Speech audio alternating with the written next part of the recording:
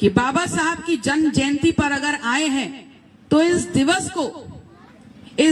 को सिर्फ एक उत्सव के रूप में मनाकर मत जाइएगा, बल्कि अपनी जिंदगी का एक संकल्प बनाकर जाइएगा कि बाबा साहब की दी हुई शिक्षा को, बाबा साहब के दिए हुए विचारों को और बाबा साहब के दिए हुए संविधान को बचाने के लिए जिस प्रकार की लड़ाई और जिस हद तक की लड़ाई लड़नी होगी हम लड़ेंगे और वो लड़ाई जीतेंगे। और इस बात को समझिए कि अगर शिक्षित होंगे, और शिक्षित होने के लिए किताबें तो जरूर पढ़नी पड़ेंगी, लेकिन आज जिनके लिए बाबा साहब ने संविधान लिखा वो समाज कौन सी किताबें पढ़ रहा है? वो समाज कौन सी किताबें पढ़ रहा है? ये सवाल बहुत महत्वपूर्ण है, और इसलिए महत्वपूर्ण है क्योंकि बाबा साहब ने कहा था कि मुझे पढ़ो और समझो। और आपके घर में, आपके घर के बुजुर्ग होंगे, बाबा दादे होंगे जो कहते होंगे कि कभी अगर हमारे दबे पिछले शोषित समाज ने, आदिवासी समाज ने कभी अगर धर्म में सुड़ी हुई कोई चौपाई भी सुन ली तो पारा घोल के कान में डाल दिया जाता था। कहा जाता था कि नहीं कहा जाता था? और बहुत से ऐसे बुजुर्ग हैं जिन्होंने इस बात का अनुभव भी किया होगा।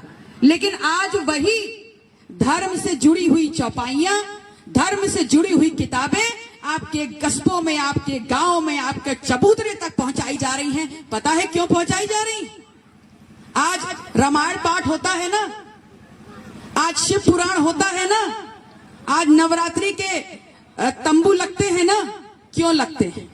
वो इसलिए लगते हैं क्योंकि अब उन लोगों को समझ में आ गया है जिन्होंने कभी बाबा साहब के दिए हुए संविधान का विरोध किया था, उनको ये समझ में आ गया है कि अब इन लोगों को इस मकर जाल में फैला दो, उसी में रमा दो।